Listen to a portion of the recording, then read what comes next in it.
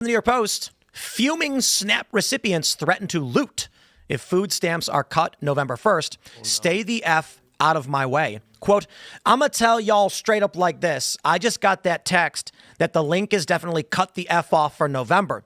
Y'all better stay the F out of my way in these stores because I'm walking out with carts and I'm not paying for ish.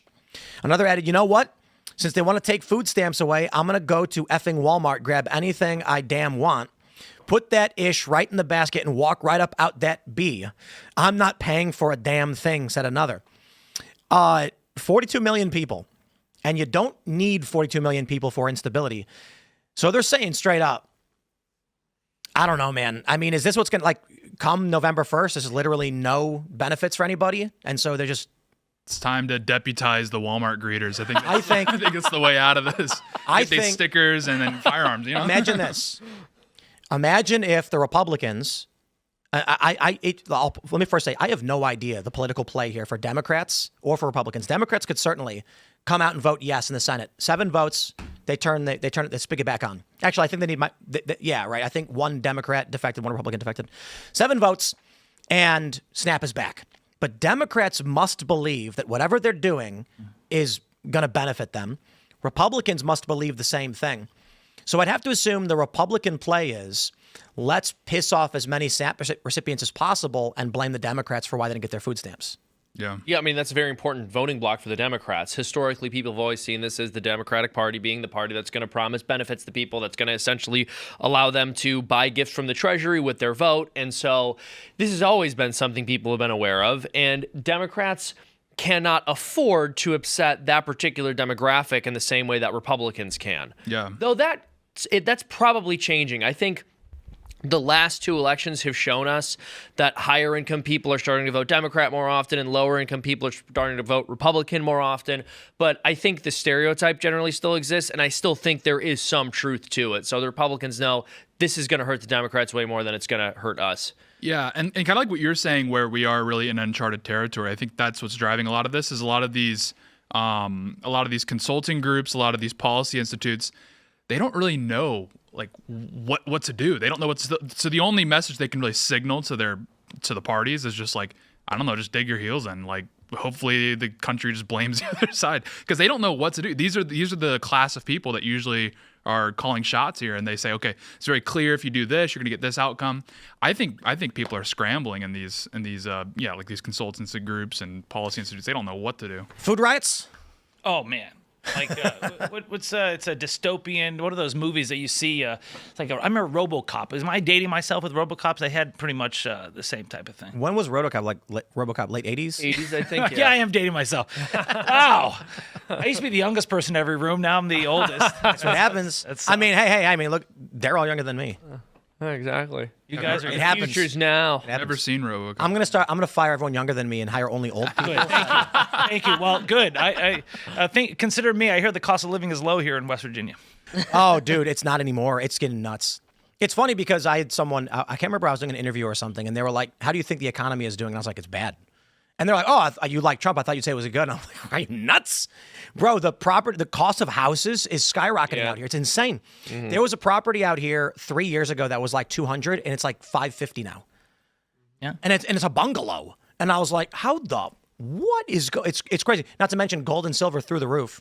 Yeah. That's not because good things are happening. Yeah, exactly. No, it's true. Now, what people need to understand about SNAP, and again, I'll say this, I'm for just cutting it off.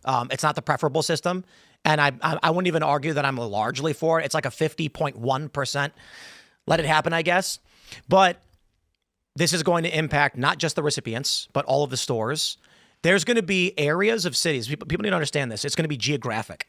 There are areas in cities that have high density welfare recipients. And the stores there probably can't exist without these food benefits going into the area. So the government basically says, we're going to distribute these resources in this way to these people, however it's done, whether it's legit or not, otherwise, whether people are fraudulent or otherwise, they do. And then there are impoverished neighborhoods that get a lion's share of these benefits. Wealthy areas don't. The stores there disproportionately rely on people with EBT cards buying goods. Mm-hmm. So when this cuts off, you're going to see a bunch of bodegas vanish overnight. Mm-hmm. They're going to be like, we're cooked. We can't sell products. We can't. And then what's going to happen is going to be a ripple effect where these small stores, if they shut, so you're going to see a variety of things. Supermarkets in general will see a margin drop, which will result in every distributor that supplies them seeing a margin drop. It's going to result in a ripple effect. I mean, it is a freight train slamming into a brick wall, stopping at once. And you know what it's like? You guys ever see that movie Hancock? Yeah. Will Smith? Yeah. Remember when he stops the train? Can't believe it didn't get the Oscar that year. That one I know. was really amazing. Yeah. Superhero, a train's coming to save the person. He just stands there and he's like Superman. The train hits him and the whole thing just flips over because that energy's got to go somewhere. So bodegas shut down, corner stores shut down, for those who don't know what a bodega is. And all of a sudden, the local distributors are like, the money that we were receiving was largely coming from, 15, 20% was EBT. So now we just lost 12 of the stores we supply.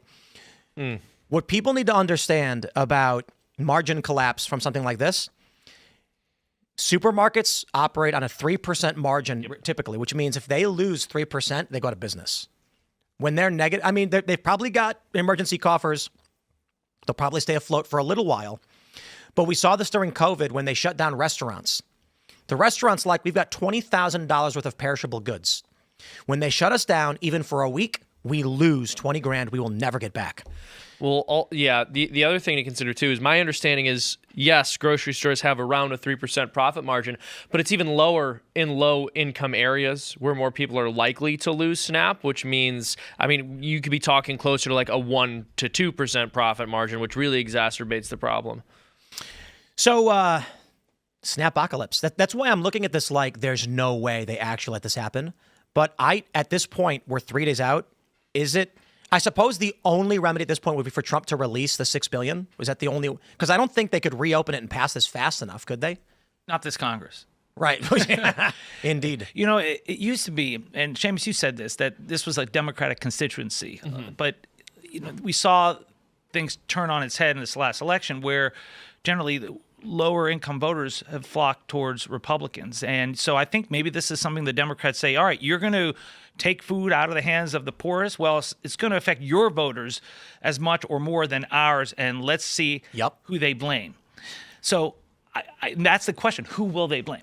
I was thinking this, that, look, Stephen Miller is a very smart man. You don't have to like him or agree with him, but underestimate him at your own peril. And I have to imagine he's sitting there in the room with Trump and he's like, let SNAP expire. Because what's going to happen is the people, the principal recipients of this are not Republican Trump voters. And so it is not going to be your base that is hurt by it largely. The Democrats will see a backlash because people don't know or care why the system doesn't work. They blame the politicians. So what happens? In Democrat areas, there is outrage over the failures of their member of Congress. It will disproportionately impact Democrat congressional districts going into a midterm election. And that's all they need. That's a big question. Whether that's true or not, we don't know. Well, let me put it like this.